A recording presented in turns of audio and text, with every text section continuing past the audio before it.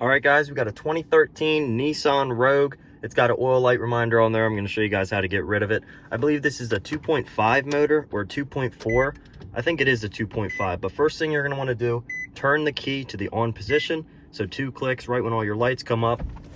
And you're going to want to click right here. You've got 2 options. You're going to click this, keep going through, and then you're going to get to settings. And that means twist this, okay? Now we're in settings. You're going to want to get twist to scroll all the way down to maintenance. Click it, service, and then you've got the interval there. You can change it, but reset. And now we've got all 3,200 miles to go until the light comes back on. As always, start it up to make sure it's gone.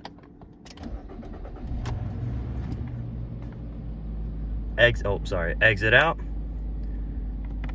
And we don't have any reminder. That is how you reset the oil light or maintenance reminder or tire reminder on a 2013 Nissan Rogue. Hopefully it helped. Have a good one.